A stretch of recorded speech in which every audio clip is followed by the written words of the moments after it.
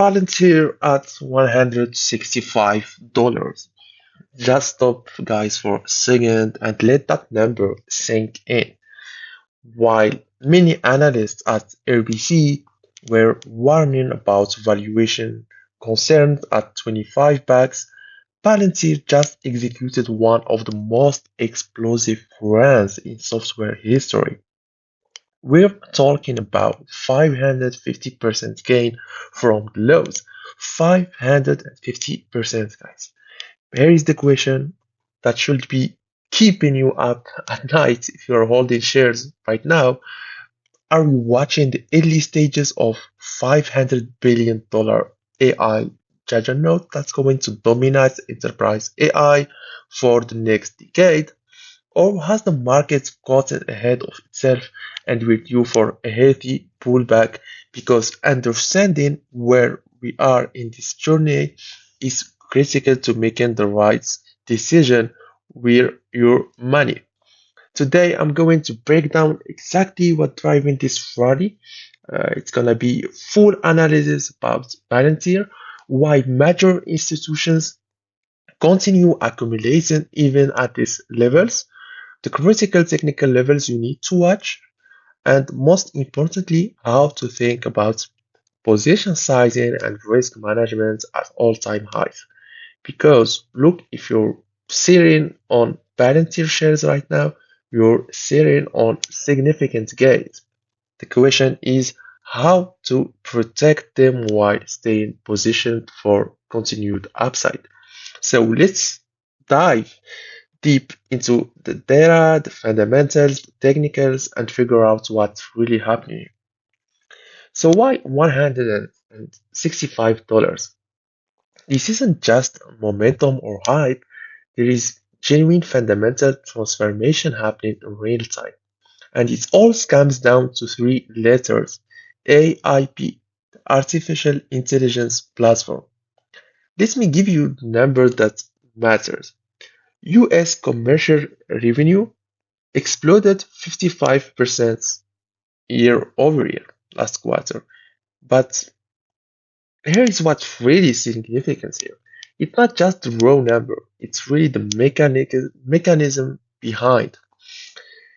So these bootcamps everyone talking about are converting skeptical executive into paying customers in literally 5 days. They're not demos, they're working session using clients' actual data to solve real problem. I've talked to people who've been through this bootcamp and they described same experience, seeing solutions to problem they didn't even know could be solved with their existing data. That's genuine products markets, and yeah, it's really accelerated. At $165, the market is pricing in Palantir becoming the dominant platform for AI implementation. Think about what that means. Every major corporation is racing to implement AI, but most have fragmented data systems and no clear path forward. So Palantir is positioning itself as essential layer that makes AI operationalizable for large enterprise. The NVIDIA comparison is worth exploring because NVIDIA owns the infrastructure layer, the chips that power AI, and Palantir is building ownership of the decision-making layer, software that helps enterprise actually use AI to make better decisions. So both are critical pieces of the AI stack and both can coexist as massive businesses.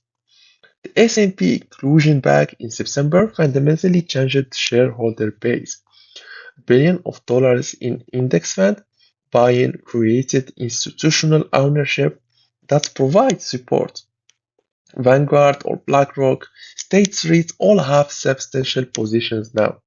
That long-term sticky capital that doesn't trade short-term news. And that is what it goes about Palantir. And here is what people underestimate, in my opinion. Palantir's government relationships are actually strengthening. Despite talk of efficiency and budget optimization, national security AI capabilities are strategic priority. So with all what we have now in terms of geopolitical tensions, Palantir government isn't a liability, it's a moat. Now, let's address the valuation directly, because this is the most common objections to the stock at these levels. The price to sell ratio is around 70 times.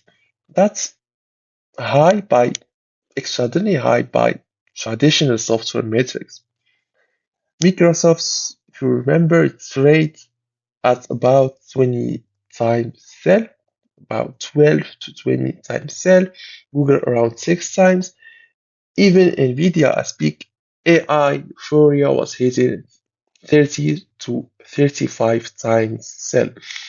So Palantir's multiple is definitely pricing in aggressive future growth and margin expansion. So here is how I think about it. Valuation multiples are about growth, margins, and durability. If Palantir can maintain 50% plus revenue growth while expanding operating margins toward 40%, like best-in-class software companies, and if they can demonstrate that this growth is durable over multiple years, then a premium multiple makes sense. Not 70% perhaps, but something substantially higher than traditional enterprise software. And as you know, RBC's concerns about lumpy government revenue are valid, because government contracts do come in waves based on procurement cycles, but the commercial acceleration is the story now. If commercial revenue becomes 60 to 70% of total revenue over the next few years, the lumpiness concern diminishes significantly. So the real risk isn't the current valuation, it's the execution risk. Can they maintain this growth rate at this scale? So commercial sales are different from government sales. The competition is fiercer with Snowflake, Databricks, Microsoft, Google, and all competing for enterprise AI budgets. Palantir need to prove they can win constantly in open commercial competition. So the other consideration is margin trajectory. Palantir has reached GAAP profitability, which is impressive for a high growth software company. But as they scale commercial, do the margins expand or contract? If each new customer requires heavy implementation support, that could limit margin expansion. So we need to see operating leverage as they grow. So now the most important part, let's talk about technicals, because understanding the price action helps inform risk management decisions, as you know. So we are now at all-time high with no historical resistance levels above us, and the RSI on the daily chart is at 74, which is elevated. So in strong uptrend, RSI can remain elevated for extended periods, but it does suggest we're in the later stages of this particular leg up rather than the early stages. That doesn't mean stock can't go higher. Just means new buyers here should expect volatility. If we do see pullback, the key support levels I'm watching are to $150. This is where the 20-day moving average is currently sitting. A test of this level would represent about 15% pullback, which will be healthy for such a strong run. The 110, 115, this was the breakout zone after S&P inclusion. There is significant institutional ownership at this level, so it would likely provide strong support of prices. And for $100, psychological round number, a move back to 100 will represent 40% correction from current levels. That would likely require significant fundamental disappointment. The positive technical signals is we have the volume, which has been consistently strong, suggesting institutional accumulation rather than retail only buying. The 8-day moving average continued to provide support on pullbacks, and that's a good sign. And the stock is making higher highs and higher lows, the definition of an uptrend. So what is interesting in the options market? Open interest on February puts has increased dramatically. This isn't necessarily bearish, and it likely long holders gain hidden into earnings. When smart money has made 300, 400% on a position, buying 2 to 3% worth of puts protection is just good risk management. So implied volatility for February option is pricing in about 15% move in either direction post earning. That's really elevated compared to typical large cap tech stocks, reflecting the uncertainty around these results. So February second is the catalyst everyone's focused on at the moment. Let me break down the specific metric that will determine the next major move in this stock. So US commercial revenue growth is the headline number. Anything above 60% year over year will be exceptional and likely drive stock higher. But it's not just about percentage, it's about quality. How many new customers? What is the average contract value? Are they penetrating Fortune 100 companies or still focused on mid-market? Net dollar retention rate is critically important. This measures whether existing customers are expanding their spending. Best-in-class AS companies run NDR rates of 120 to 130%. If Palantir can demonstrate retention rates in that range, it validates stickiness of the platform and justifies premium valuation. So guidance for Q1 and full year 2025 matters as much as Q4 results. At this valuation, the market is looking forward, not backward. So strong guidance that shows accelerated momentum would be very positive. Conservative guidance, even with Q4 beats, could trigger profit taking. So the balance between government and commercial growth is worth monitoring. Ideally, we want to see a commercial growing faster than government, gradually shifting the revenue mix, and this would reduce concerns about government contract lumpiness and validate commercial transformation story. So profitability metrics and free cash flow trajectory are important, and Palantir is clearly profitable, but is that profitability expanding or are margins stable? We want to see operating leverage, revenue growing faster than expenses. And remember that any commentary or on international expansion will be significant because Palantir has been US focused, particularly on commercial side. Meaningful traction in Europe or Asia will expand addressable markets considerably. Alex Karp's commentary on the earning call will be watched closely also because he has devoted following and his conviction about business opportunities influences sentiment. Listen for comments about demand environment, pipeline strengths, and confidence in growth.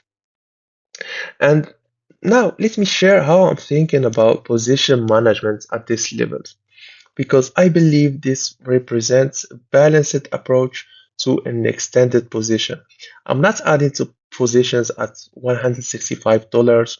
The risk reward for new capital isn't compelling when we are at all-time highs heading into binary catalysts like earnings. That doesn't mean stock can't go higher. It means I want better entry points for new capital. For existing positions with substantial gains, I'm using a tiered approach. I'm holding my core position for the moment because the fundamental thesis remains intact. The commercial transformation is real. AIP is gaining traction. Palantir is solving a genuine problem for enterprise. So I'm using protective puts as an insurance, specifically buying puts at 150 strike, expiring after earnings.